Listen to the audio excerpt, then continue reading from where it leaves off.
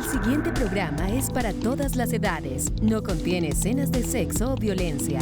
Es apto para toda la familia. Cuenta con el sistema Closed Caption y es financiado con recursos del Fondo Único de TIC.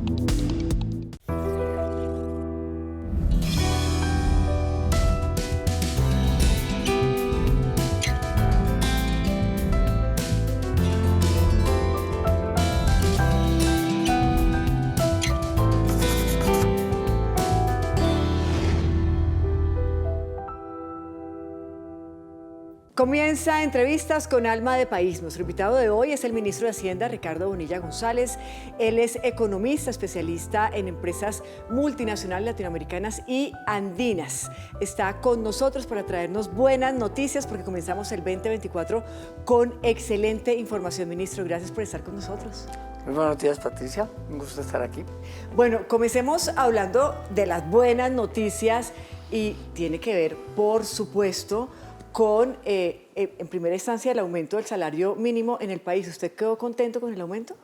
Es un aumento ponderado. Por supuesto que los sindicatos esperaban un poco más alto, los gremios esperaban mucho menos, por eso no fue posible llegar a un acuerdo, pero el incremento en el 12% está ponderado para lo que estamos en términos de expectativa de inflación y de recuperar poder de compra o poder adquisitivo de los colombianos. Sí, de eso hablaremos, por supuesto, más adelante, porque hay muchos temas con el ministro de Hacienda. Sin embargo, una expresión muy común de la gente a pie, como yo, y es, y como usted, el salario mínimo subió, pero también sube todo. Subió, obviamente, la gasolina, suben los útiles escolares, suben productos de canasta familiar. ¿Qué decirle al país de cara a eso? Bueno, que la definición de inflación. Sí. Inflación es el incremento de los precios que es corriente. Los precios, por lo general, siguen subiendo, no bajan, bajan esporádicamente. Y lo que se hace al calcular la inflación es tratar de aminorar la velocidad con la que estos suben para que genere un criterio de estabilidad en el presupuesto de los hogares. Entre menos suban, los hogares tienen más claro cuáles son sus capacidades de gasto.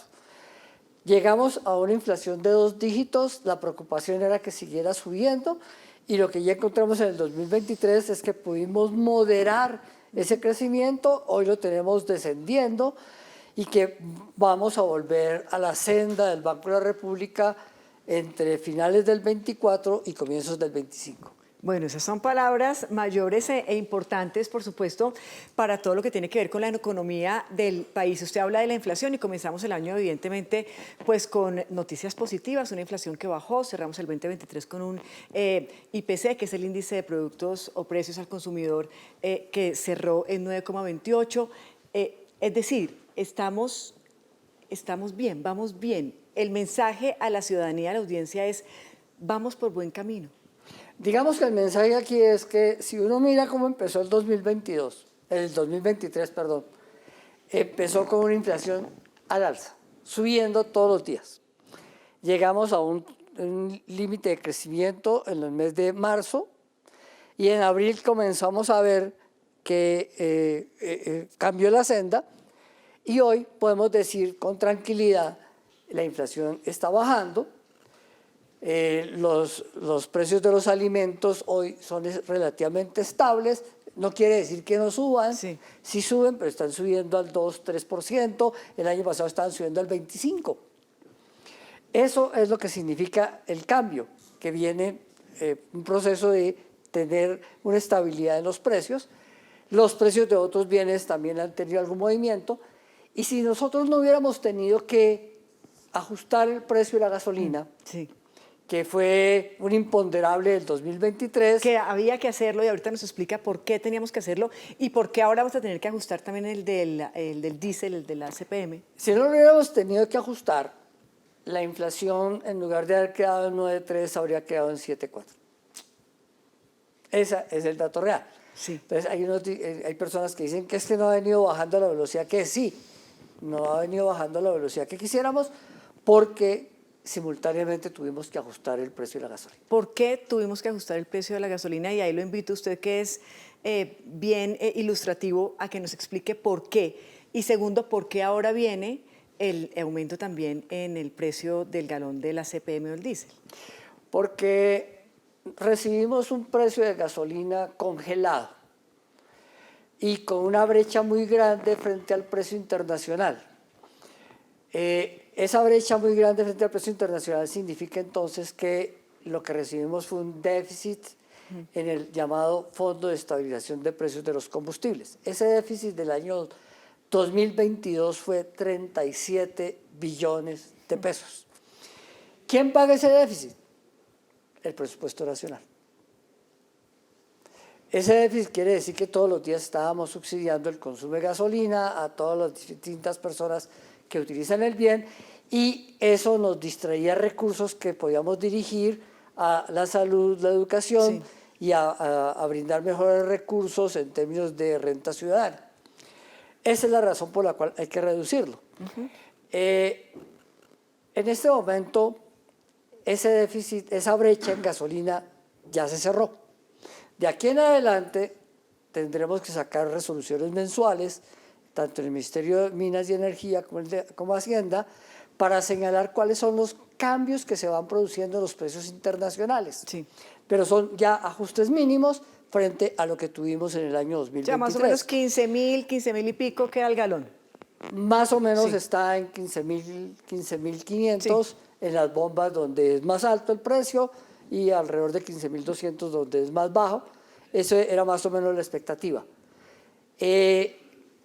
Eso significa que para el año 2023 el déficit en el Fondo de Estabilización de Precios de los Combustibles bajó a 20 billones. Cerramos 17. En el 2024 nos va a quedar, al haber cerrado gasolina, nos va a quedar que no vamos a tener un subsidio generalizado en gasolina. Tenemos todavía el tema del diésel. El tema del diésel tiene unas preocupaciones mayores con respecto a la inflación. La idea es no impactar la inflación, que no vuelva a subir el índice de precios y que lo tengamos controlado. Sabemos cuánto fue el impacto de gasolina, que fue 1.9. Sí. Ya eso se acabó. En diésel estimamos que puede ser 1.4 si hiciéramos todo el ajuste, pero la idea es que logremos mantener la senda descendente de la inflación y que no generemos impactos generalizados ni en las tarifas del transporte masivo, ni en las tarifas del transporte de carga. Entonces lo vamos a mirar con los gremios del transporte. Se van a sentar a hablar con los gremios precisamente del tema, porque esa es una preocupación, como bien lo dice usted. Sube la CPM o sube el diésel y pues obviamente sube el transporte y por ende al final pues sube el producto. Sube el producto, pero lo que queremos con los gremios de transporte es establecer un paquete de situaciones en las cuales ellos tienen muchas preocupaciones. Una de ellas es el precio del diésel, pero hay otras que a nosotros nos interesa como gobierno, y es cómo generamos una senda de sustitución del parque automotor para que vayamos abandonando el consumo de diésel en Colombia y pasemos a otro tipo de combustibles menos contaminantes o más amigables con el medio ambiente, que es que vayamos pasando a carros híbridos o vayamos pasando a carros eléctricos. Eso es, digamos que ese es el ideal, esa es la ilusión de todos, pero cuando vamos y vemos también el costo de esos carros híbridos o eléctricos, pues son supremamente elevados. ¿Cómo realmente hacer una transición ajustada a la realidad? Eso es lo que tenemos que ir planteando, que significa que de entrada sí tenemos que dejar un horizonte en el mercado colombiano de a partir de qué año, en qué momento no podemos autorizar más la matrícula de un vehículo que consuma diésel o gasolina y solamente entren eléctricos o entren vehículos con hidrógeno, que también van a existir en el mercado en un futuro próximo. Sí. Y entonces, ¿cómo vamos generando esto? Porque hoy la carga ambiental por gasolina y por diésel es muy alta todavía en el país. Sí, hablemos del precio del dólar que, pues por supuesto, fluctúa durante todo el año pasado, digamos que vino a la baja. ¿Esto también influyó positivamente en la cifra de la inflación? Por supuesto, el precio internacional de la gasolina depende de dos factores. Depende del precio del barril de petróleo en el Golfo de México y depende de la tasa de cambio. Si usted tiene un precio del barril de petróleo que está oscilando, que es inestable, evidentemente va alterando todos los días el precio internacional. Afortunadamente se ha ido estabilizando alrededor de los $76 el barril. Ya no vamos a regresar al barril de $100 que tuvimos en el año 22 y eso nos garantiza también los ingresos estables de Ecopetrol y no nos deja fluctuando. Ese es un factor que interviene. ¿Qué quiere decir esto? Que si el precio del barril del petróleo sube, y tiene implicaciones inmediatas para que suba aquí la gasolina. Si el precio del barril baja, tiene implicaciones para que miremos cómo baja el precio de la gasolina. El otro factor es la tasa de cambio. En el 2022, final del 22, comienzo del 23, había también un gran temor sobre hasta dónde iba a llegar la tasa de cambio y se especulaba que íbamos a superar los 5.000 pesos y que podríamos llegar, decían algunos, a 6.000 o 7.000 y que eso futurología, ¿no? Un desborde, pura imagenología, pero además mensajes subliminales que lanzaba algunos grupos de oposición.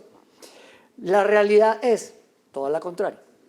La tasa de cambio comenzó a estabilizarse, a partir del mes de abril, mayo comenzó a bajar, hoy la tenemos relativamente estable alrededor de 4.000 y estamos hablando de una senda entre 3.900 y 4.100, que es la que deberíamos mantener porque el país tampoco aguanta una revaluación mayor. Claro. Entonces, cuando usted revalúa mucho la tasa de cambio, está diciéndole a los colombianos compre producto importado. Cuando usted está en una tasa estable, le dice, oiga, usted ya puede comparar el producto colombiano. Sí. Y lo que queremos es promover también el consumo de productos colombianos. Por supuesto. Ministro, ¿usted ha sido profesor? Sí. Se le nota. Una pausa y ya regresamos a Entrevistas con Alma de País.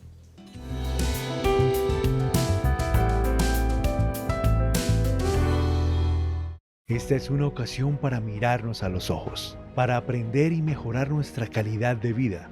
El Grupo Bicentenario y Banca de las Oportunidades presentan Creo, un programa de economía popular, de crédito y educación financiera al alcance de los colombianos de menos ingresos que necesitan una oportunidad para crecer por primera vez. Será una puerta de entrada a nuevas oportunidades financieras con condiciones favorables. Esta es una iniciativa para acercarnos, para aprender y creer. Este es un crédito para conocernos. Creo. Colombia, potencia de la vida.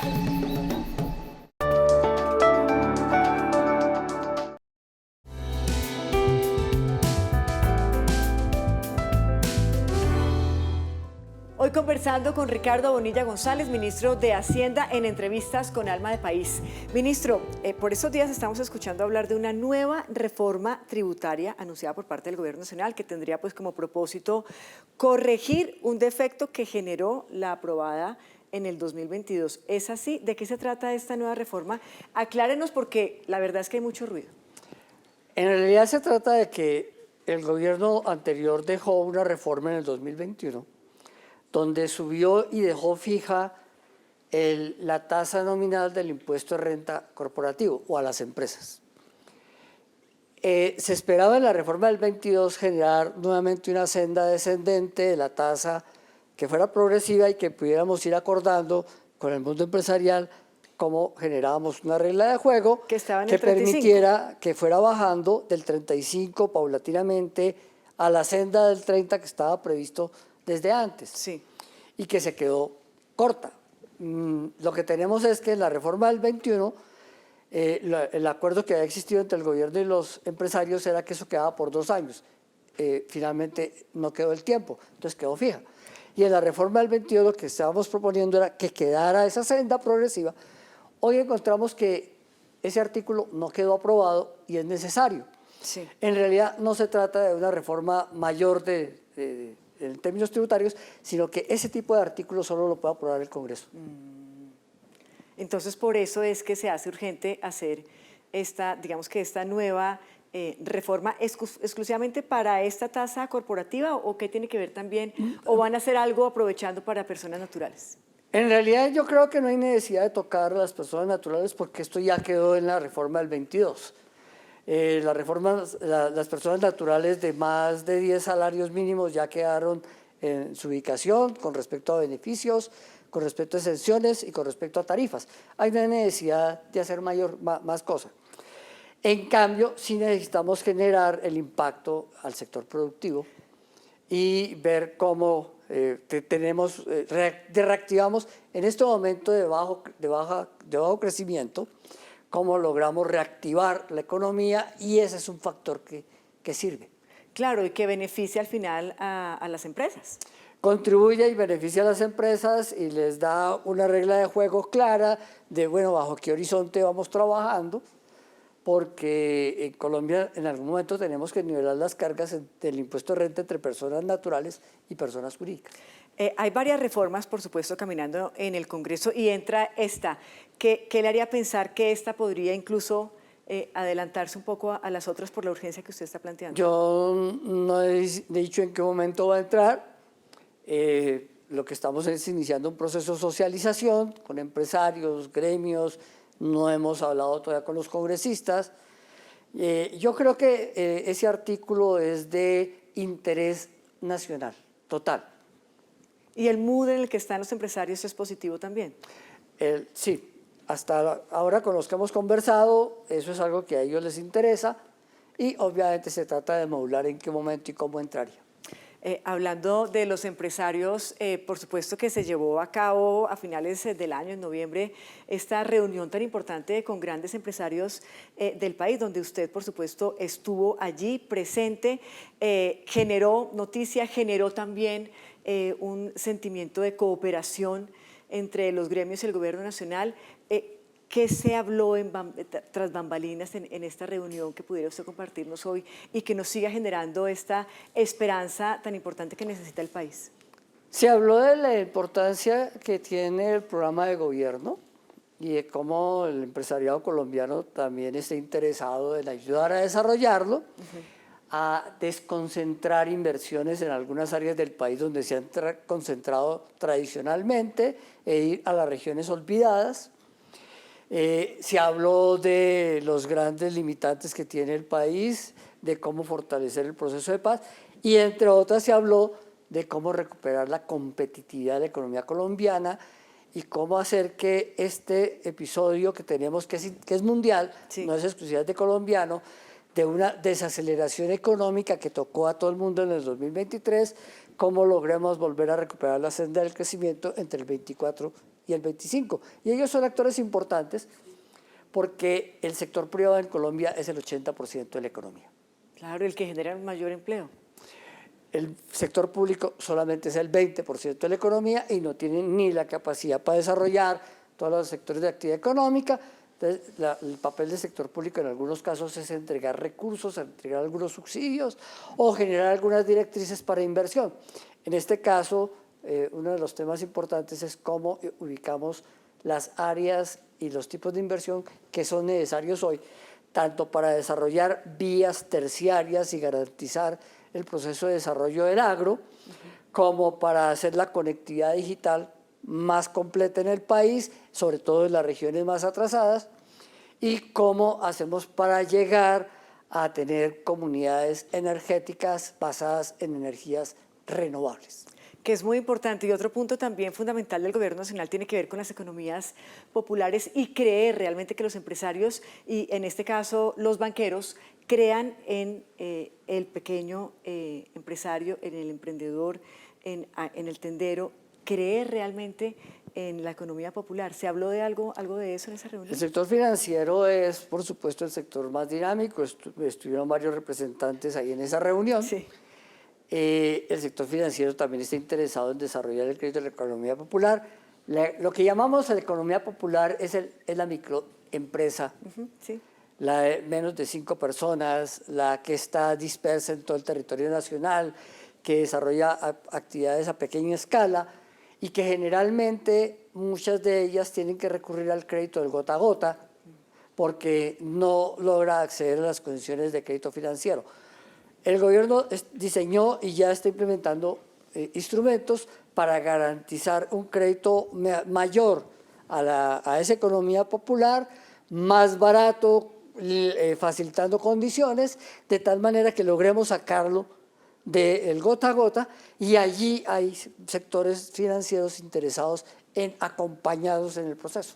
Hablamos después de la pausa de ese programa que nace precisamente con el Ministerio de Hacienda y que tiene como idea fundamental creer precisamente en ese pequeño emprendedor. Sí, por supuesto. Una pausa y ya regresamos a Entrevistas con Alma de País.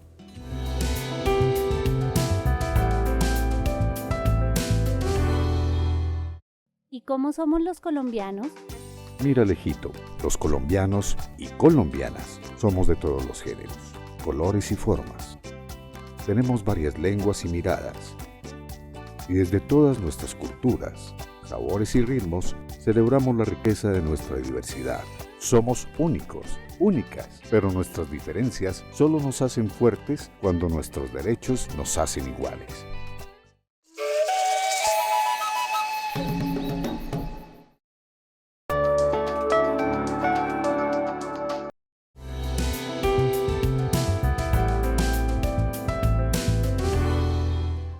Gracias por continuar conectados con nosotros en Entrevistas con Alma de País, hoy conversando con el ministro de Hacienda.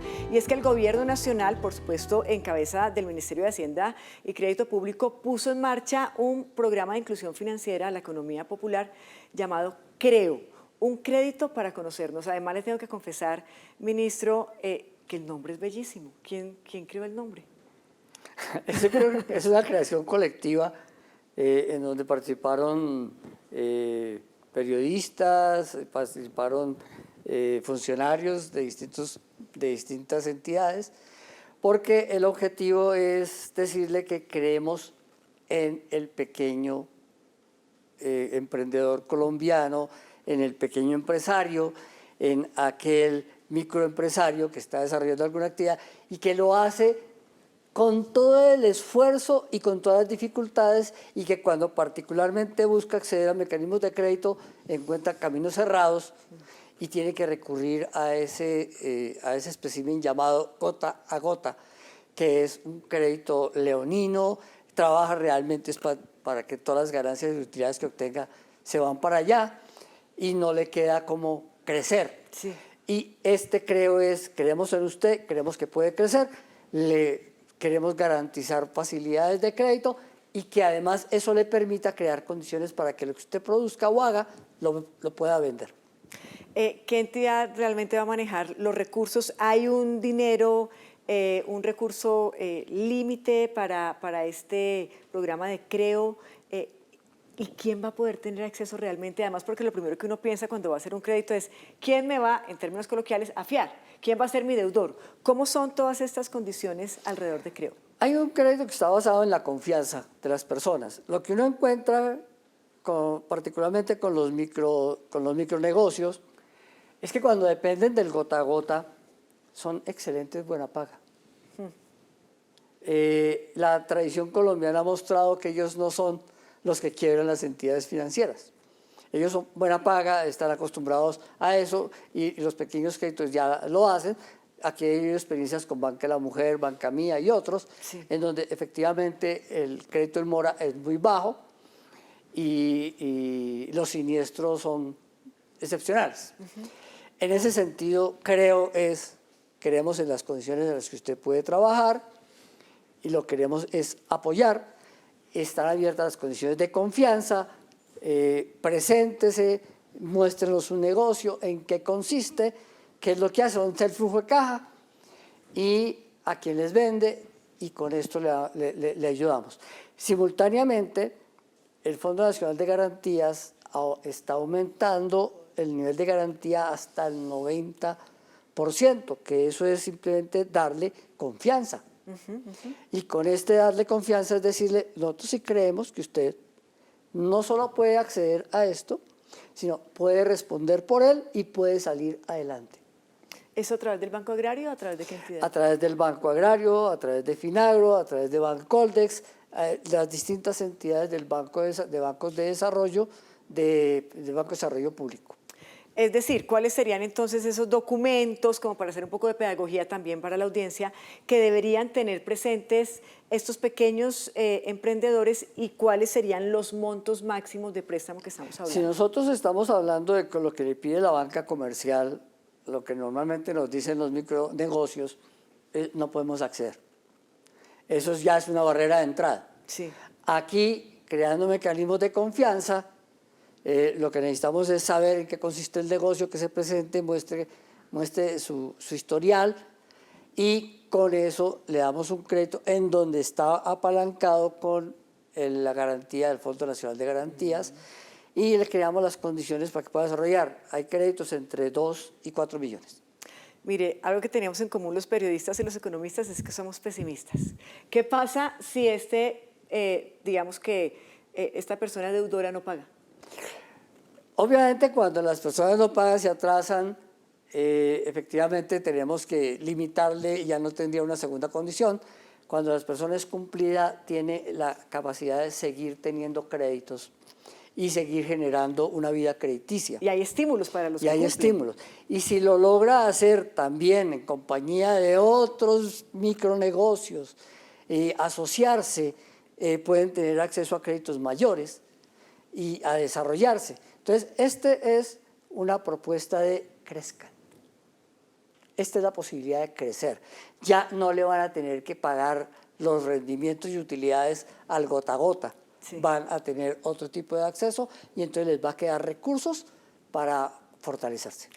¿Y hay quienes van a utilizar ese crédito de pronto para saldar la deuda del gota a gota? ¿Podría ser? No es ¿Y volver a empezar de ceros bien? No es necesariamente el objetivo es para que inviertan en capital de trabajo, para que inviertan en inventarios, para que inviertan en equipo y puedan seguir produciendo. El objetivo de esto no es comprar cartera y dejarlos allí, sino venga, trabajamos con esto. Ministro, pues queremos invitarlo entonces para un segundo episodio. Hay mucha información todavía para compartir, pero no lo quiero despedir sin antes que nos diga, ¿se siente usted como economista esperanzador en esta nueva etapa de Colombia, en este 2024, sobre todo de cara y económicamente hablando, a la región, comparativamente con la región? Comparativamente con la región, sí, toda la región está afrontando la desaceleración económica, no somos el único. Y la expectativa generalizada es el 2024 es la recuperación de la senda de crecimiento. Esa senda se va a ir recuperando poco a poco para completar 25 y años siguientes. Pues, ministro, ha sido un placer tenerlo. De verdad que entender la economía como usted nos la plantea es supremamente fácil. Yo creo que ya la ejecución es un poco más complicado. A ustedes 1000 gracias por haber estado con nosotros. Los invitamos a un segundo episodio con el ministro Ricardo Bonilla, ministro de Hacienda de nuestro país. Hasta pronto.